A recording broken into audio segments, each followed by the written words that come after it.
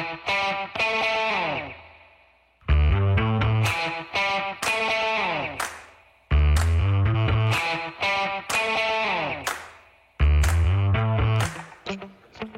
folks. Welcome to another episode of Film Study. This is Ken McCusick.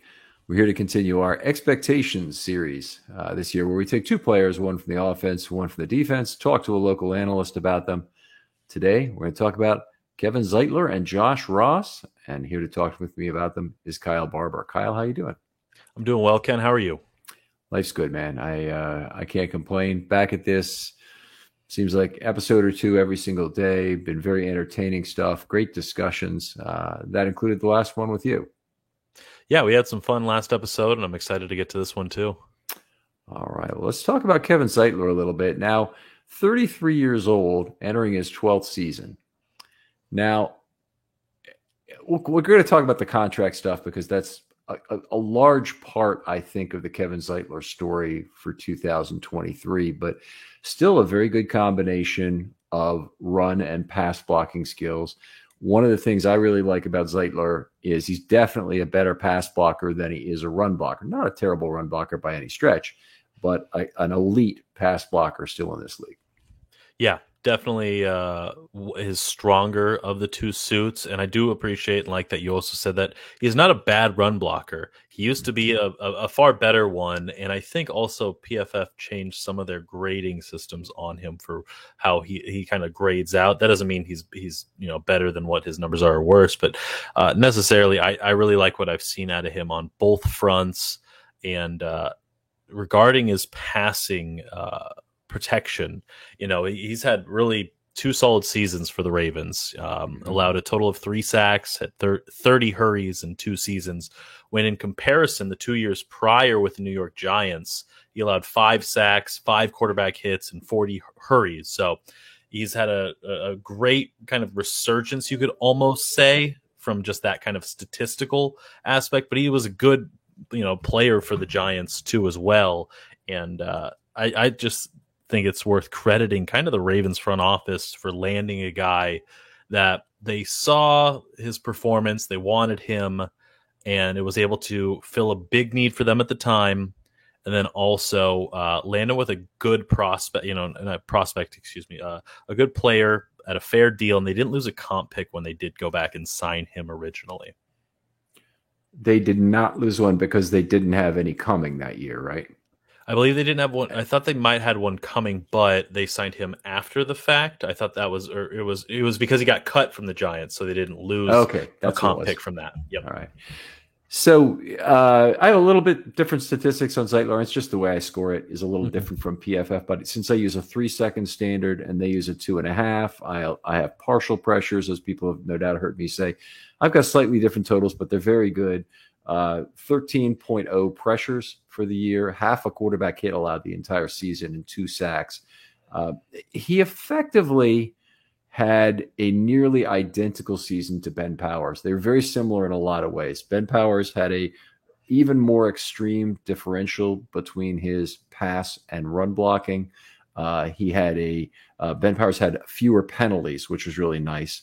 Zeitler had a slightly higher missed block rate, which it's hidden in there somewhere in the PFF scoring, but they don't show you what it is. So it might show up as a -0.5 would be a typical missed block that I would score in the PFF system.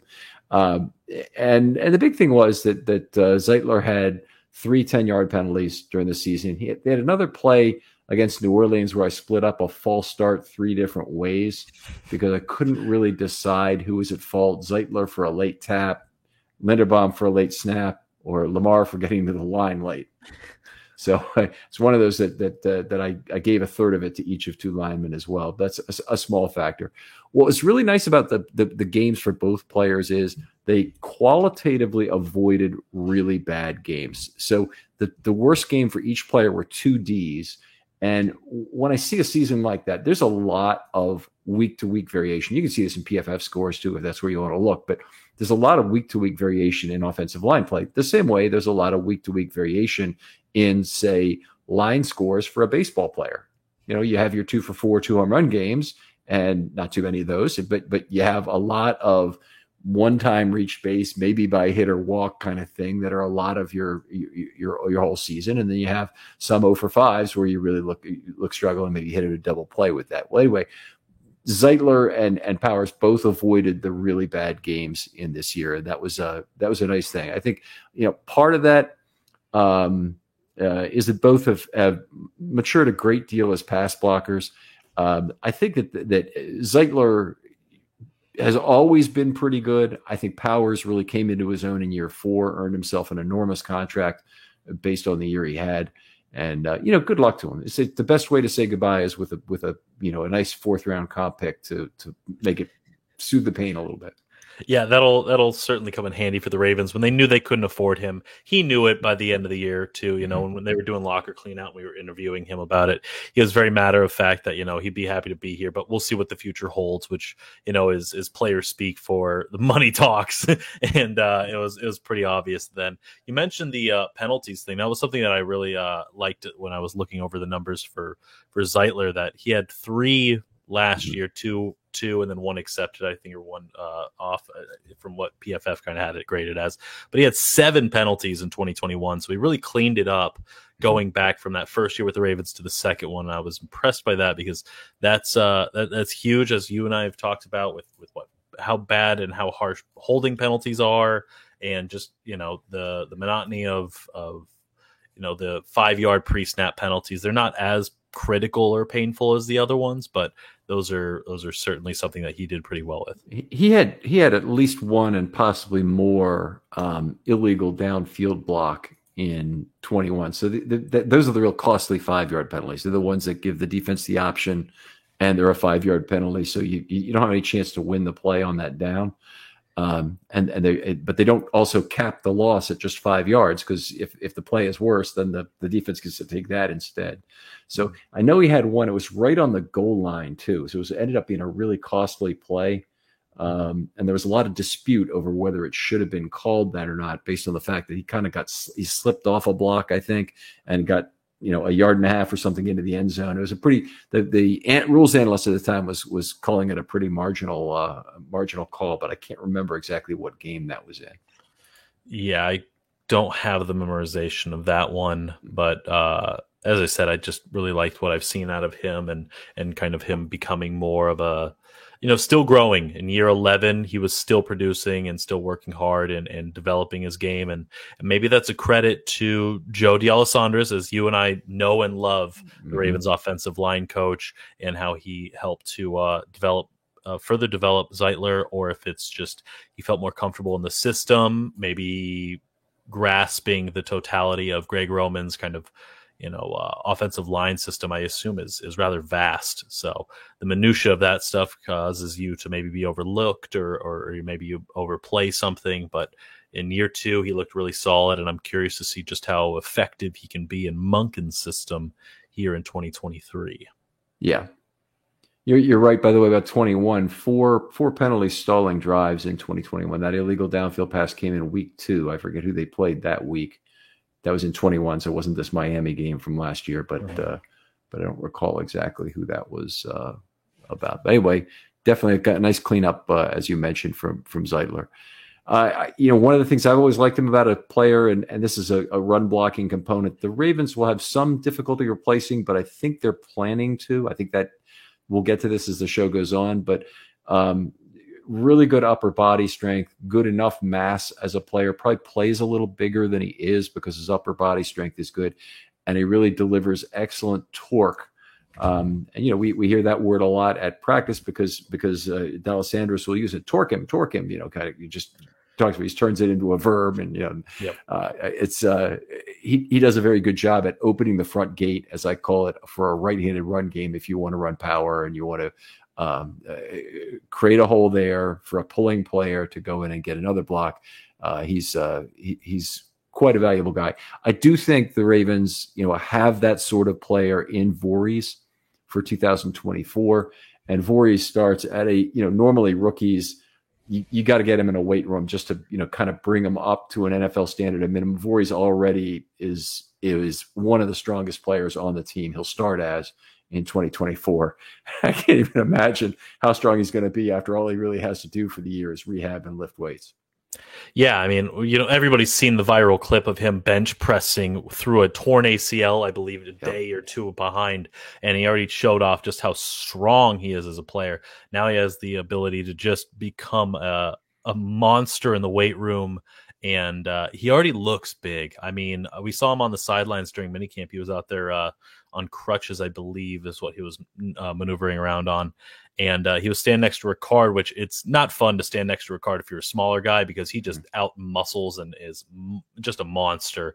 And Voorhees held his own, I'd say. Ricard is carved of granite and just this big dude, but Voorhees looks strong and capable as well. And now, they redshirt Voorhees for a season, and he could be the guy that they plug in at right guard, or the development of Sala if they want to put him at right guard instead of left. They've kind of been going through on the left guard battle, but that's a question for 2024 with Voorhees and if they replace Zeitler or pay him. Well, and that really is the question: is do they really think they have their guy, and can they afford to let Zeitler go? And that's really where I'm getting to this. And I think we'll talk about the contract a little bit now, since I think it's kind of a natural segue. They restructured his contract to push $4.3 million of his 2023 dollars into void years. So he's got those trailing out, and effectively he's going to cost the Ravens, $4.3 million in 2024. But that was a reduction in 23 salary, so it's not like it's the contract got any larger. Reportedly, he wants an extension. Would like to stay with the Ravens. Now, one of the things that happens with older quality players is that you can get stuck in a 2-for-1 loop where you pay for 2 years and they're really only planning to play for 1. And if you need to look back for examples, Ed Reed was retiring every season when he didn't have a new 2-year deal. Derek Mason, same thing. There were a bunch of talk about retiring for Derek Mason. He got at least 1 or 2 2-year deals out of the Ravens. And then most recently is Marshall Yanda. He was signed to a 2-year deal that would have gone through to 2020, and he retired after 2019. And honestly, Yanda was much more upfront about it. That was the plan the whole way along. This is a 1-year deal in a 2-year deal's clothing kind of thing. But I think that is a concern with Zeitler, and it was one of my concerns with that he might retire after this last season, or at least threaten it to try and get a 2-year deal. Now, we're talking contract extension. Hopefully they had this discussion before they void-yeared his deal. But I think that Zeitler probably has too much on the line to actually retire. He's a guy who I think still probably has a pretty decent sized contract left after 2023. Yeah, no doubt about it. And from what we've seen regarding like his discussions on retirement is that he has no plans to retire right now. That has not been the communication of it when it was talked about, on possible retirements or possible moves. His wife on Twitter, Sarah, was saying, that there's no plans of him leaving. He still had this deal going on now beyond for 2023 anyways. He had no interest in hanging him up before this season. So next year, that is a different conversation. And as you said, likely one they brought up before activating void years into his contract to save money and navigate through the cap space of this season. But I think this is a guy that could reasonably land a solid 2-year contract in arguably a 3-year. Maybe that's a long time to put a term on something, and by that 3rd year, you definitely are going to have somebody developed. But Zeitler's a constant. It takes a lot to get that guy off of the football field, and he's a guy that takes really good care of his body. He puts a lot of money into himself, and a healthy, consistent kind of building toward person, and he was able to be out there on the field for just about every game for the Ravens. I believe he missed 1, maybe 2. I can't quite remember. I know he couldn't go in 1 just because he had no confidence in his knee. I remember he on the sideline watching him, and him shaking his head, and the coaches telling him not to go. The training staff was like, nodding him like, no, it's not worth it, and you could tell that he was disappointed. So he's a guy that loves to battle. He loves to play football. He loves to be out there and compete, and also he treats it like a job, full stop. It's kind of entertaining to see how he just talks about football being, it's not as serious as you think it is, but it is a serious job, and he describes it as work, and that's what it is. Kind of to that Nikola Jokic level of just, I'm here to put in the work, and then when work is done, I go home and I see my kids and my wife and my family. It's fun to I'm not familiar with Nikola Jokic. Who is that? That's the NBA star from the Denver Nuggets, who when he was interviewed after they just won the NBA Finals, he said, "The job is done. We can now go home." And he got upset that he had to stay for the Denver parade because he had a horse race in Serbia. He lives in Serbia, and he had horse races on Sunday, and he's like, I'm gonna, and I have the parade on Thursday. He's like, I have to stay here in America still. And it was very entertaining to see a guy talk about that. You'll have to look it up after this, because of the four major sports, it's definitely my number 4 is the NBA. Yeah. So I'm a baseball fan and a hockey fan, probably third. So anyway, the Ravens are going to need to make their 2024 plan. A lot of it revolves around money. The second contract of Lamar means every financial decision is going to have to be put under the microscope. Zeitler is one of those decisions. I don't think I like you. I'm not even sure the term of the contract is not open for even a longer term than that. But the structure would be such that there would be real dollars in the final years. And as a player, you want a flat structure, or you want to get a lot of your money guaranteed up front, and then a structure which maximizes the likelihood that the team still wants to keep you around. But anyway, I think the Ravens would end up with they'd want to put significant dollars into the out years of a contract if they signed it, such that if there's a retirement objective there, it doesn't cost them a lot of money to do it. They have a recovery still to be had. My own personal feeling, I think the Ravens probably think they have their guy at right guard. I think they're going to have to kind of fly blind on this and not know exactly what they have when Voorhees is ready for 24. But more than that, I think it really magnifies the need for the Ravens then now to find that multi-year starter at left guard. We've gone through now, about 3 of the last 5 camps, it seems like, where the Ravens have had the left guard position up in the air, including ones where Powers has been there. Like we did not know at the beginning of the last camp that Powers was the obvious choice over, say, Ben Cleveland.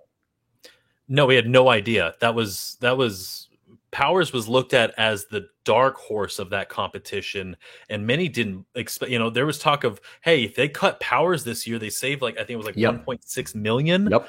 And instead, he became not only the starter, but a star guard in the NFL.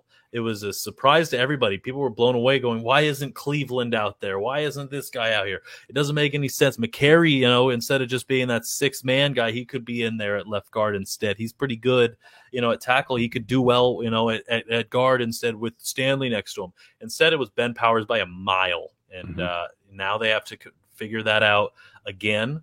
And like you said, it's been 3 out of the last 5 camps. They just continue having to figure out left guard. But right guard could be a possibility of just as much of a question mark in next year if the money and the figures don't add up for Zeitler or for the Ravens, or if they just can't afford him if he has another great year. I think it's a matter of they just can't afford him. I think that's really what it comes down to. There's no way in hell. I mean, as an offensive line scorer, I can just tell you we'd love to have Kevin Zeitler back in Baltimore for more time. But it's a matter of every single discussion, every single dollar of expenditure now needs to be looked at real closely. The fact the Ravens are even using void years right now is a complete departure strategically for them. Yeah. And, it's something that I really don't like on the surface. I really hate it with Beckham and in terms of the amount of void dollars they put into his contract and what they're going to pay in 2024 when he's not here. But the arguments are much more complex in that case. In the future, in terms of just how many cornerstone players they can have with Lamar, they're approaching the maximum. And they might be able to have one more cornerstone contract that they fit under Lamar's contract as they're up in 2, 3, and 4, but they're also going to have to make some other tough decisions. Like, is Ronnie Stanley still the player in 2024 and 5 in particular that they need him to be to justify his dollar amount? If he returns to who Ronnie Stanley was 2019, no problem. If he returns to 95% of that level or 92% of that level, no problem. If he ends up being somewhere, close to where Ronnie was this last year, when he's still a good pass blocker, just no longer has the quickness to do what he used to do as a run blocker, then I think it becomes a real question. Do they have to try and rebuild at left tackle? And it becomes a difficult strategic decision, because finding that left tackle is very difficult. In the draft, you almost have to go near the top of the first round to get a top guy. Otherwise, you're taking a shot on a developmental guy, and that, of course, would have implications that would ripple through. So they're going to have to make these choices about their cornerstone players. Humphrey is not at risk real soon. Andrews is not at risk real soon. Roquan is just signed. He's not at risk real soon. It really comes down to Ronnie Stanley and other players who might earn that money, but it really just doesn't exist for them in terms of Kevin Zeitler and maybe some others. Yeah, the void years thing that you talked about is something that I was really struck by, that Zeitler has it, Michael Pierce has it, yep. Aguilar, and Odell Beckham Jr. I don't remember seeing void years in previous contracts, certainly not to that extent either. But there's 4 guys. It might be more. I can't remember. But those are the 4 I'm aware of. Yeah, that's the 4 I'm aware of. Yeah, and it's stunning to see how far past they have pursued building this contender, and it feels truly Super Bowl or bust, because that's so much money to be put for the future for right now. Yeah, we're having a show this week recorded with Brad Spielberger to talk about cap health on a 3-year basis. And it's a little bit of a moving target, because I want to ask him about how we factor in for players who are approaching their first big deal. And look at that. Maybe they have some valuation system that does that. But I'm really looking forward to that conversation. The Ravens rank near the bottom of his order. I think it's 27th out of 32 in terms of 3-year cap health. So not a place they're used to being in recent years. They usually are tight to the cap, but they also are pretty good about not kicking the can too far down the road with this thing. And it may be a 1-year occurrence, or it may be one that they're going to phase out over, say, 2 years because of the Lamar Jackson. They had to be ready to pay him if he had played on the tag. So they had to have those dollars actually fungible in 2023. Yep. And such did not end up needing to be the case, but the Ravens probably still need some of that space to make moves during the year anyway. Yeah. You can't go into the season with $0 or $1 million, as some fans spend as much as you can, build the best possible roster. It's 12 weeks into the season, they still have to have money to build that best roster, because suddenly you lose a guy or two. Dobbins' knee injury doesn't come back well, and you're on Gus, but you've been overusing him. Cornerback depth all of a sudden gets depleted, as Ravens fans know and have watched and experienced previously. You have to have some of that money available, and that was part of the fungibleness of their financial situation entering it when they expected it to be Lamar Jackson on a tag.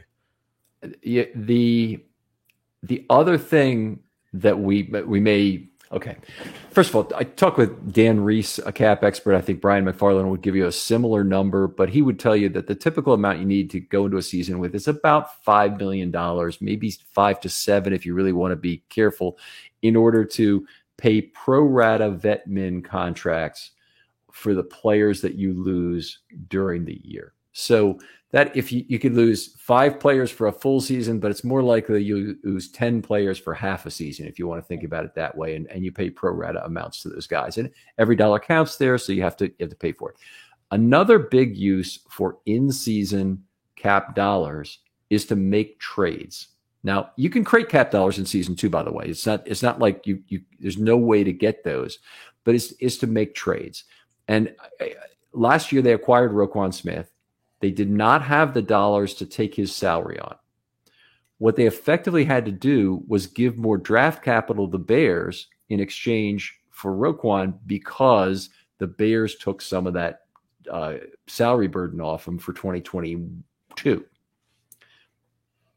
Yeah, and along those lines, when you talk about trades in the season needing the money, Xavier Howard 2 years ago, the Ravens wanted to acquire Xavier Howard from the Dolphins, and it didn't occur, and it was because of the financial ramifications. That's what Eric DeCosta was telling us afterwards, that they wanted to make a trade. He loves to make midseason trades. We've seen him do it with Peters, Roquan Smith. He attempted so for Xavier Howard. They want to be able to bring in the talented guys to push them over the edge by the end of the trade deadline to ramp up this team and build them into the best contender they can. And you can't do that without money, and you can't do that without going into the season with some flexibility for just paying the vets and also making trades.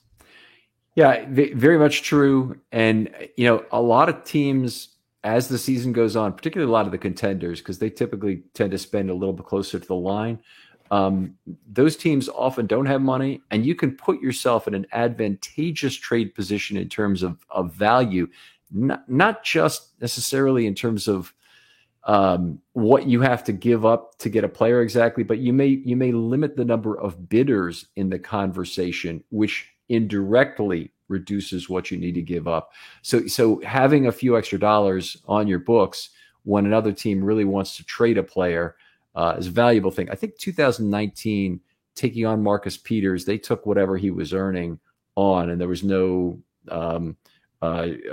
shell game with the dollars played where the Rams kept some. And the reason I believe that, and the Rams were signing Jalen Ramsey at the same time, which was going to cost them a lot, and certainly did the next year.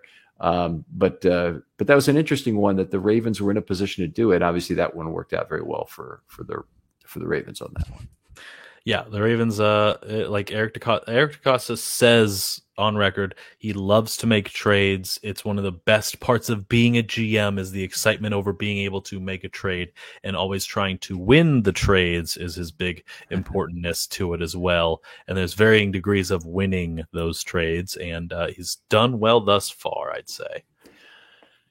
Yeah, I would too. So his big trades have been Ngakoue and Roquan and Marcus Peters. That's Ngakoue did not work out as the Ravens would have hoped, but I think we'd say Peters and Roquan ended up being signings. I mean, you don't always get that. They weren't rentals. They were thought they might be rentals at the time in each of those three cases, and only Ngakoue was. So that's a pretty damn good record. Yeah, no doubt about it. Let's go back to Zeitler for a second, because, one of the things about his career that's been really interesting is that I think he's been probably one of the best players, certainly of the PFF era guards, never have to have made a Pro Bowl. Now, why do I say the PFF era? Well, prior to PFF, Pro Bowl voting was pretty piss poor at positions that didn't have statistics. So, offensive line play was not well graded.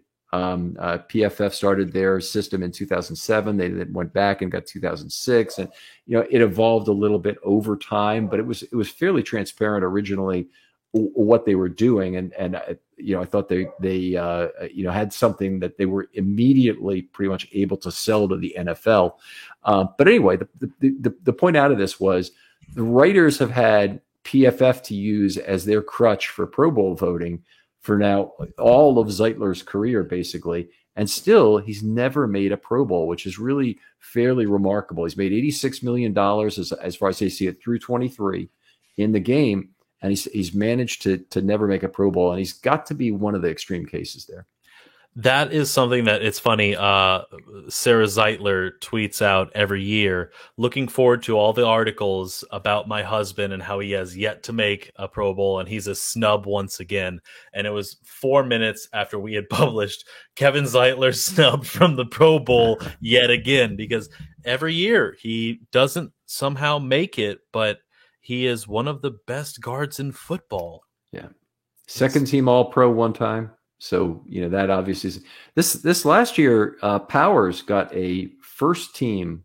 Well, there aren't second votes. At least I don't believe there are in guards. So he got a vote for All Pro. which is really an honor, by the way. But he didn't get a sniff of the Pro Bowl either. So that was it's one of those things, I guess. For 2023, let's look ahead in terms of this. Now, we're not going to get to the good and great season yet, but I kind of assume this will be a prove it year again for me. I'm sure that is very unwelcome to him, but I think it's probably unlikely the Ravens and he are going to be able to reach a settlement or an agreement, just looking at their overall structure of their cap right now. Yeah, it's not going to be a pay before the season because the Ravens can't really mitigate any not cap damage, I guess you could say, from that, for lack of a better word.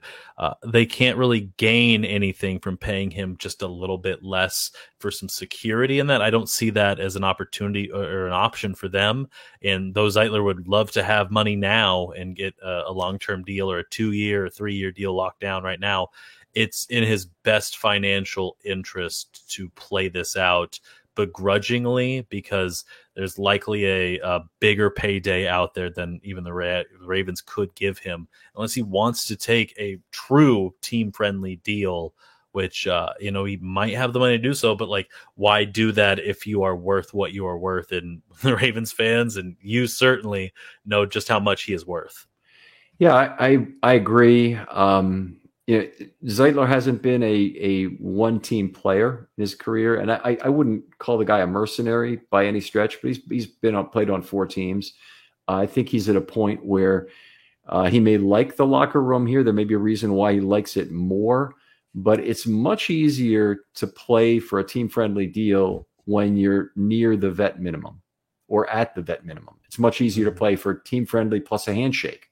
When you're at the vet minimum. So if you like your current position, you like the Ravens, you're Anthony Levine or you're Albert McClellan or you're Brent Urban now or you're Pernell McPhee a couple of years ago, it's easy to make that decision.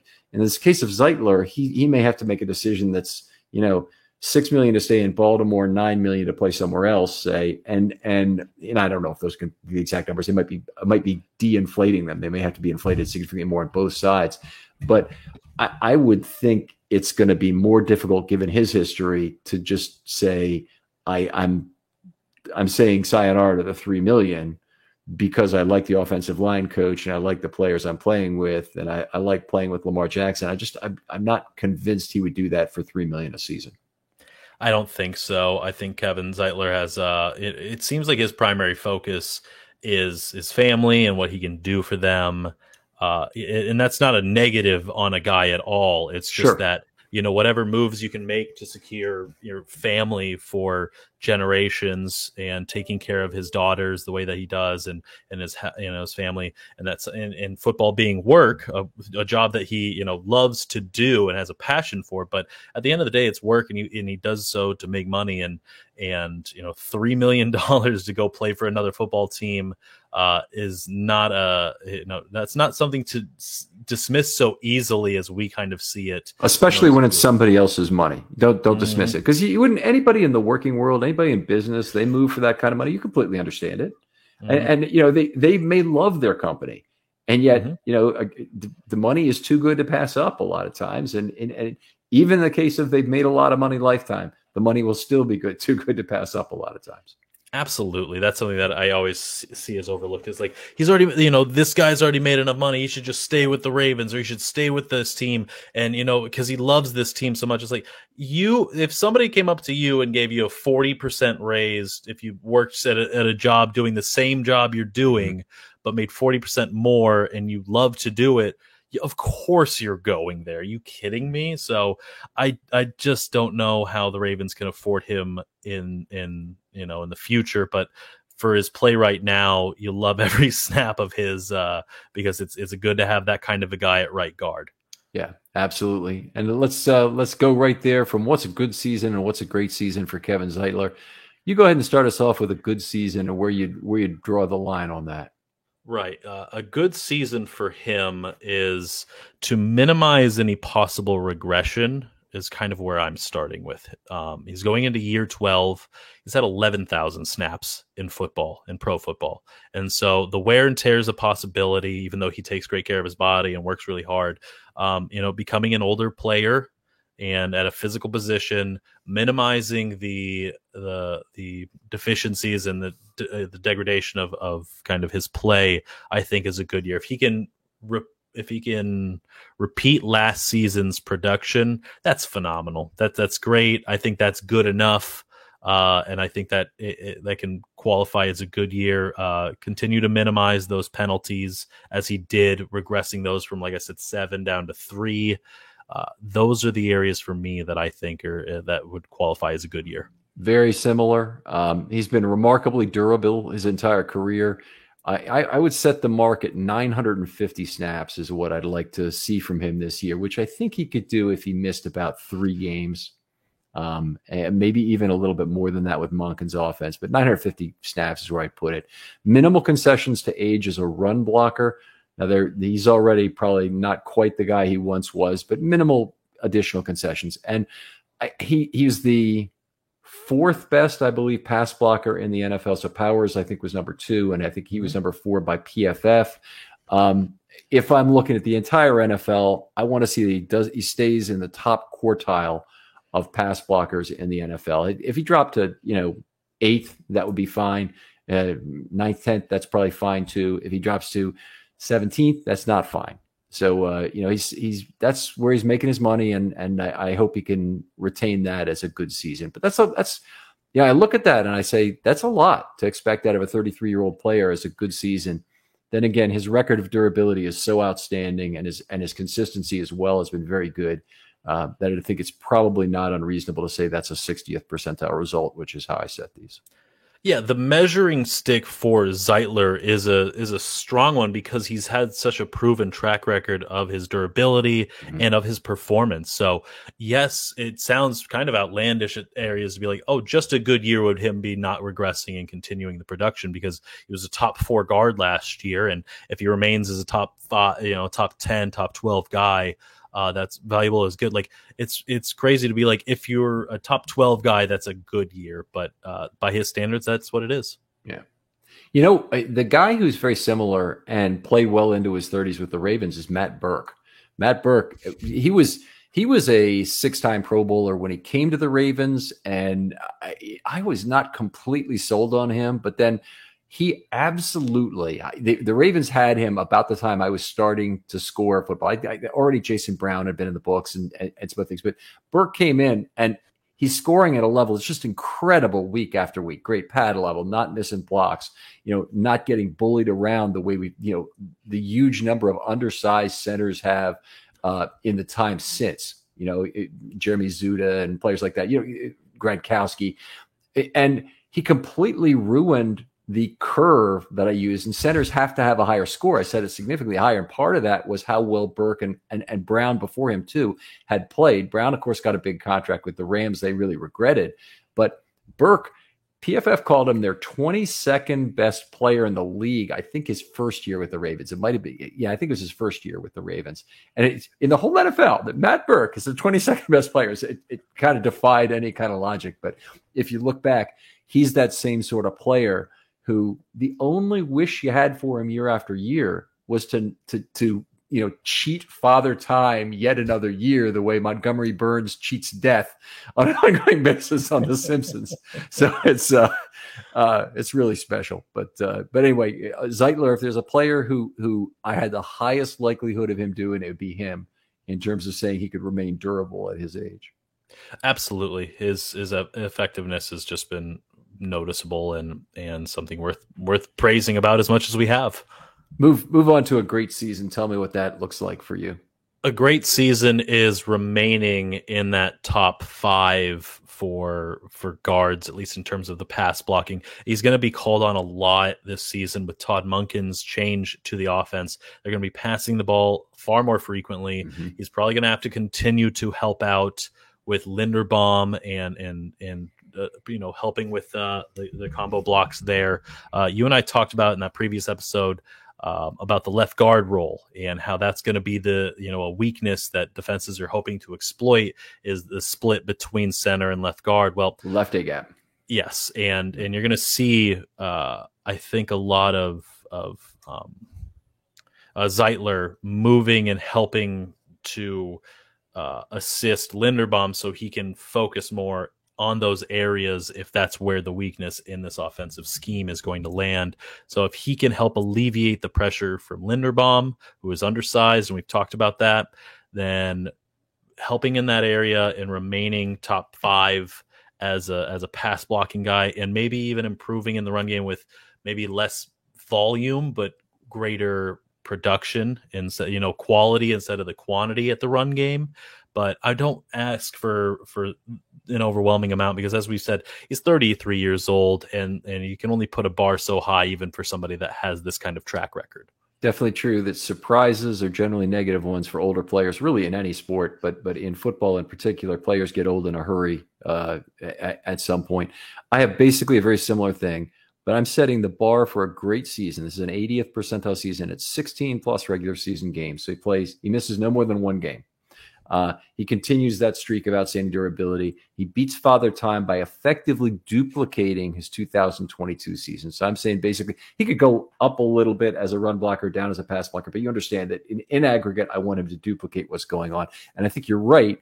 There will be a higher focus on those pass blocking, pass protection snaps. So he should have a good opportunity to use his better skill a little bit more this year. And here's the big thing.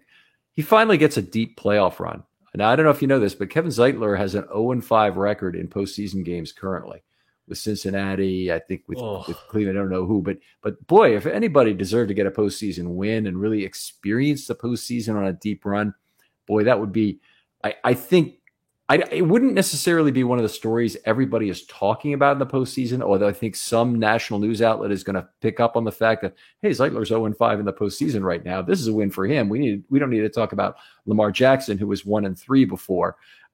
This is the guy we really need to talk about. But anyway, this is an opportunity. He's playing on a good team, and this will be a chance to get past that first round game for the first time and hopefully maybe make a conference championship.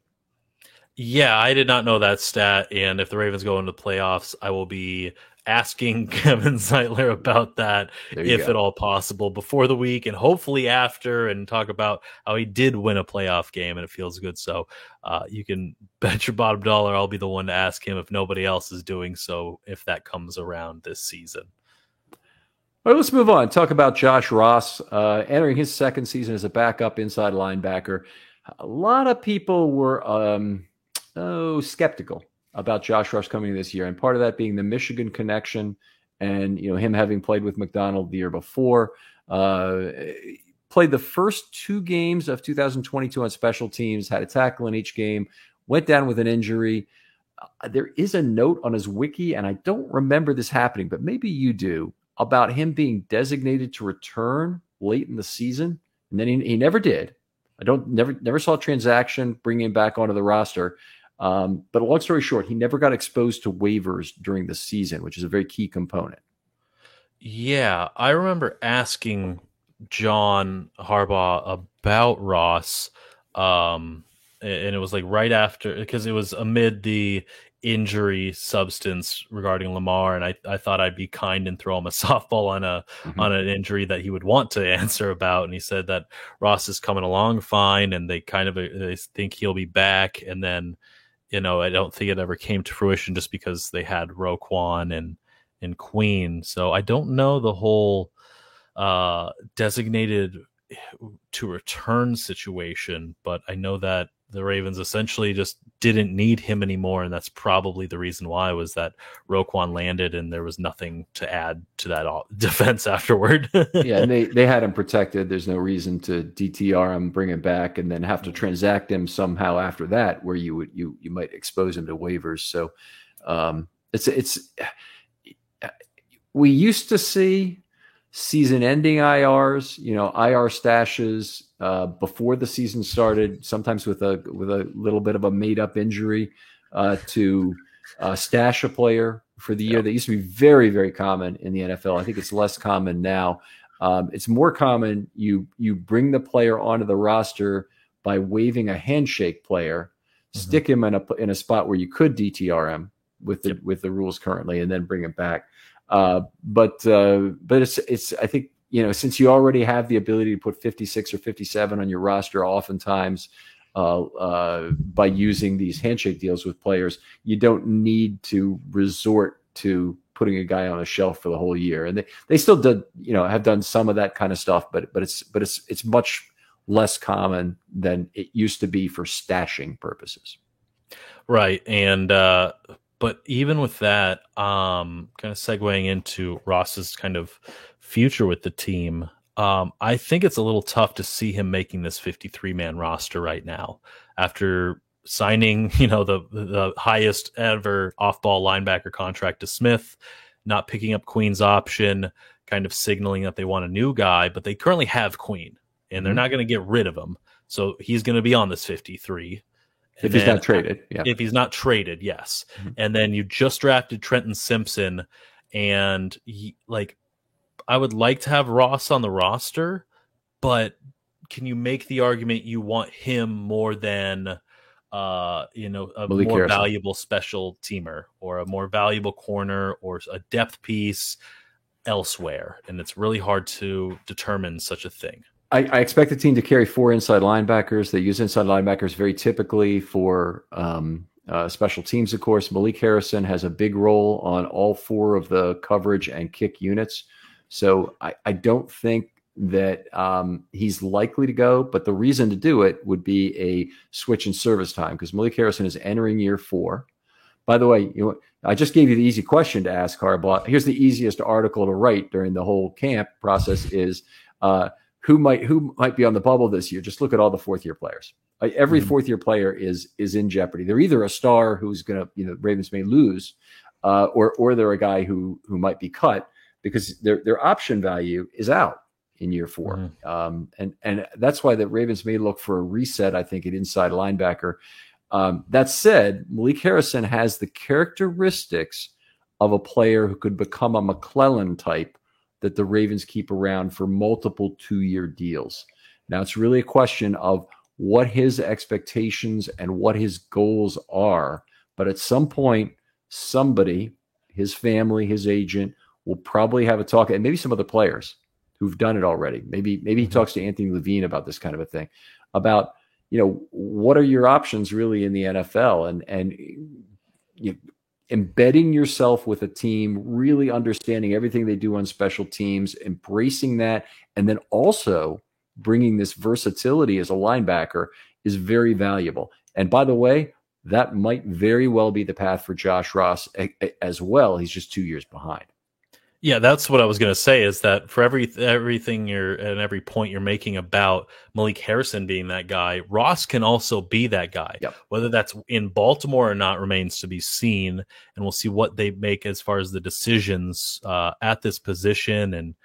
And like you said, the 4th-year guys are at risk. If they're not stars, they are absolutely at risk. So that's going to be the curiosity. But when Ross was, I liked when I was looking over kind of numbers for Ross, I saw that he actually was rather successful in pass rushing.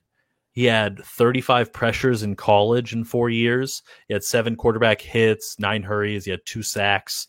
And it was a good area for Ross to be talented in because, rushing the passer, because that's an area where the Ravens deploy Queen a lot. They like his A-gap blitzes. They love sending him on those delayed ones or shooting him through gaps. And if Ross can fit into that role, that's an area that he can take over if they're moving on from Queen, but that still has a determination of with Simpson and Harrison ahead of him right now. So Harrison brings a different kind of versatility to the team, and I'll talk about that in a second. But to start with Simpson is a lot like Queen, except he's a better coverage player. And that doesn't mean he's as good as Queen in some of the other ways, and it doesn't mean he's ready for the NFL in terms of strength and other things, because I think we're going to see on that. But Simpson's a converted safety, and he sees the field better.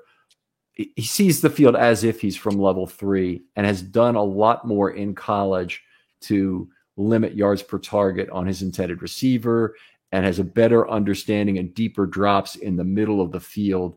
So Queen could still take another step forward in that area right now. But right now, I'd say even though it's year 1 and year 4, that of those two guys, Simpson is probably the guy I would trust a little more in coverage. Now, that doesn't mean on third down I don't want Queen's blitzing in there. Queen's very fast, and I I want him in there for that. It doesn't mean that I trust Simpson from a strength perspective or other things. I think he brings something to the table that's out there. I think Josh Ross also brings a lot of that, and probably at a slightly lower level, certainly at a lower level than where Simpson could be.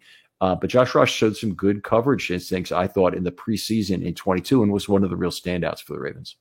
Yeah, I really like what I saw out of Ross. I tried to talk to him a lot because, you want to get in and talk to these players just from a journalistic side of things. You want to talk to these younger players early to, maybe establish a relationship and show that you're not just there once the going gets good, but you were there when they were building up, and you try to establish these connections. And I really liked talking to him, really smart kid, and incredibly hard worker. And it was so fun to talk to him when he made the final 53. He was brought out as one of the players that we were able to talk to, and he's a guy that I think either restarted the UDFA streak or continued it. I know it broke up after like a 17-year tradition of just always holding on to a UDFA. But it might be back 2 now or something. Yeah, it's like 2 or 3 now, and he was the only guy from last year. And I liked what I saw out of his play.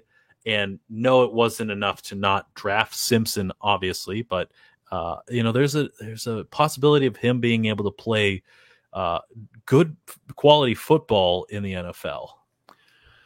Let's go back to Malik Harrison for a second, because I think that the level of versatility he brings is very different, and it makes him a special and a tough cut, which indirectly impacts Ross, of course, or directly, depending how you want to think about it. But he, because he played a fair amount of edge this last year when the Ravens needed him to, and he's just a run defense edge. He's really not a pass rusher. That still has value, and that's very Albert McClellan-like. Albert McClellan, combination inside-outside linebacker. Albert McClellan, in fact, started a game at defensive end for the Ravens a year where Suggs was out. Yep. And so we had we've had some fairly amazing versatility from McClellan and Levine, 2 long-term special teamers. Levine's played all over the secondary for the Ravens. But anyway, with Josh Ross, that's a very tough hand to beat. But there are a couple ways I think he makes this roster. And number one would be if something happens, if the depth of the top 4 doesn't hold up for whatever reason, injury-wise, that's one possibility. And possibility number 2 is they decide that it's time to trade Queen because they can maximize value they can get in return. They think they've got something in Simpson. Maybe they like him from early parts of camp or from the preseason, and they say, you know what? It's not ideal. It's not optimal, but we like what this guy does in coverage. He's almost as good a pass rusher as Patrick is. He seems to read read off Roquan or do whatever else they want him to do very effectively. So he's our guy this year. He'll be our weak side linebacker this year. And that also allows them, if they decide to go back to more of a dime back role where they either bring a safety in or they treat Simpson with a role that they would give Levine in terms of coverage because he's more adept at that. So I'm bullish on Ross as an opportunistic possibility. I don't think any of them has a really high probability of occurring, but I'd like to get your thoughts on that. Overall, like I said, it's just so tough for him to be able to make a roster when you have big name guys strapped into the contracts they currently have. Yes, Queen can get traded, and that's a thing that I've looked over and read articles and considered content on is what's his value. And I think there's arguably more value in having him play out this year in this big push that they're having. It's clear that they see this as Super Bowl or bust. We talked about the void year contracts. We've seen the big money that they've spent. We've seen the moves that they've made in the offseason to supply them with a full array of weapons on offense, moves made just to add to their defense. And this is not a year that you take a flyer on a UDFA and trade your former first round pick to gain some capital and maybe fill out a position elsewhere. It's instead the year where you push all the chips in and you take the value that you already have and you do your best to maximize it. And that's just not for the fortuitousness of Ross and his situation. If that is the case, if it is the case that Ross gets to the end of camp, if he's not hurt, which is a possibility, you can always get him onto the roster, IR him, and then replace him with one of your handshake guys. Be another possibility they could do this year, and then he'd be legitimate reserve value if one of your big four gets hurt. Okay, so you could do it that way. Or possibly number two, and I think they're really going to have to consider this, is if he has the kind of preseason he had last year, and he shows out, he makes plays, he's all over the field, he's in gaps, he's touching the football again when it's passed. I think you got to think about trading him. And he's a second year player, but I don't think he's the kind of guy who slips through to your practice squad if the events I just discussed come to pass. Yeah, some teams will say, "Oh, you aren't going to send a high round pick or even a low round pick for another linebacker." But a linebacker that gets his hands on the football, does well in coverage, has pass rushing ability, and is really smart. I mean, he showed up and immediately he had the green dot. He was the one communicating things in practice. He was the one running, Mike McDonald's defense when he arrived in camp as a UDFA linebacker. This is a guy that's cerebral, who's intelligent, who has, the speed and agility and awareness to make plays. And as a linebacker, that is more valuable than I think we kind of give grades for nowadays. And so much of the talk being about off-ball linebackers. But, you give a 6th up for him or a 5th, that'd be the Ravens would absolutely take that, because that's huge value out of a guy that they just aren't going to use, with their top 4 being the way it is and the pursuit that they're working on. And if he has that preseason, like you said, that replicates what we saw last year. Yeah. I probably would put the price at a 6. He's got 3 controllable years, which is really nice. And most of the guys who are traded at the end of the preseason are 4th-year guys who get traded for conditional 7th or to match with a need with another team has with a player that they don't have room for.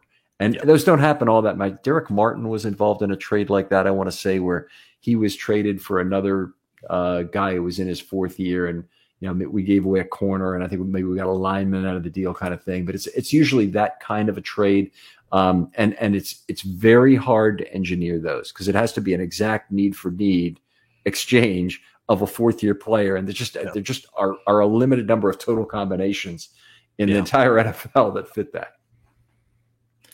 Yep, I'm not expecting it to be that kind of a trade if it is. So I think, like you said, the 6th round pick makes sense, and you're trading not only for the player, but the better point, like you said, you're trading for the contract, the controllable years. Yeah, and it would be Ross is a UDFA, so he'd still have an RFA year in year 4. So he's not signed for the entire period, so that's a little bit of a downer. But he probably, if the RFA year is worth it, it's worth it. It's a low market value year still, and it's a high friction contract, meaning almost never do you get an RFA bought out from under you. The last one I can remember the Ravens doing was Snead, buying him away from the Saints. Oh, yeah, but it doesn't happen very often. And so anyway, we've got that. I think we've pretty much hit on most of these things. What's a good season for Josh Ross? Making the 53-man roster is what I had as a good year, mainly just for him personally, not so much on the football side. Just if he can make the roster, that's a good year. That might even be a great year, to be quite honest. My good season is a little bit different. Is the Ravens' clear choice as at least the 5th inside linebacker, and that's where I think he is right now. Christian Welch, sorry as I am to say about it, as a 4th-year player, I don't see how they would take him over Ross. I really don't. He's got some special teams value. I think Ross could bring you that and bring you some defensive versatility to really get on the field. And he's got 3 controllable years to 1, so that's a classic kind of a cut situation. So as the 5th inside linebacker, either is going to earn him a spot on the practice squad and perhaps some early activations. If he's elevated 3 times or activated as he could be activated as the 4th inside linebacker due to injury. So it's not impossible he goes through to the practice squad if he has just a ho-hum preseason and there's nothing to back up what happened last year. Then I think the entire NFL is not going to have a microscope on what happens to Josh Ross, and he probably will be there. Inside linebacker is a position that is very large for size and shape, meaning there are a lot of guys who are approximately the right size to play inside linebacker in the NFL. Left tackle, there aren't a lot of guys. Defensive line, many fewer people who really have the athleticism and the size to play that position. Cornerback, you're looking for a tall, rangy cornerback. Good luck after the season starts, and you're really gonna compromise in several characteristics if you're finding somebody in December. But anyway, I think if he's on the practice squad to start the season, and then he shows up due to an injury, then the ideal thing was maybe he would still be in the Ravens 2024 plans, gets a little bit of playing time this year, but is probably not activated every week, even in a good season. Yeah, unless he has a wonderkind surging production and play, we won't be seeing Josh Ross make a bunch of football plays on the field. That would require them trading Queen, hanging on to him, and him clearly defeating Trenton Simpson and Malik Harrison, or other bad things happening, or the nightmare situation instead. Yes, I was going fun, you were going real. Yeah, and that's depth is depth. Hey, how about a great season? What does a great season look like to you? A great season, I see him as winning the 4th linebacker spot, even over Harrison, and he becomes the special teams kind of guy that the Ravens adore to have on their roster, and for him to see some activations throughout the season, I think that would be a great year by his standards. Activations, or play at inside linebacker. Like it just being active, I think, and like getting some run, but nothing significant now. Okay, so I'd say a great season. I had almost the exact same thing, but I've got a slight twist on this. I say his play and tenure forced the Ravens to trade or cut Malik Harrison prior to cut down. By the way, that could also be Queen. That it could help encourage. I don't think the tail will wag the dog such that the play of Josh Ross will help the Ravens be emboldened to trade Patrick Queen. I think that it'll be Simpson who will be the guy who forces out Patrick Queen, if anybody. Yeah. But if he were to become the 4th linebacker, I think he's activated every week. I think he's Malik Harrison all of a sudden. He plays well on special teams, is in a great season, and shows some limited flash in mop-up duty. And I'm thinking maybe 50 snaps he gets on the year. So maybe we see Simpson and him out there with a 3-touchdown lead in the 4th quarter at some point during the season. They save Roquan, they save Queen, and we see him and Simpson really get some playing time together. I think that'd be kind of cool. That, or you gave the fun answer. I'll give the sad one, which is, or there's a 3-touchdown deficit and there's nothing left, and so they have Simpson and Ross out there instead of keeping their $100 million man on the football field. Very possible as well, and that's it. But it's not impossible. I can see the meandering path for Josh Ross making this team. Unfortunately, it probably means bad things for the Baltimore Ravens if he does. Yeah, it's not going to be by some great positivity that he and everybody else is healthy and able and capable, and he just is, has flashes of Pro Bowl potential. It's more so the nightmare situation, but that's not as much fun to talk about. All right, well, Kyle, really appreciate you coming on, talking with us, and doing a second one of these. Always a pleasure to talk football with you. Hope we get a chance to talk some during camp. Tell folks where they can read your work online. Yeah, you can check out my work and the work of my wonderful staffs over at BaltimoreBeatdown.com. You can check me out on Twitter at Kyle P. Barber, if Twitter is still alive by the time you hear this. And, of course, also BaltimoreRavens.com. Under their Late for Work section, I publish the Monday edition of Late for Work.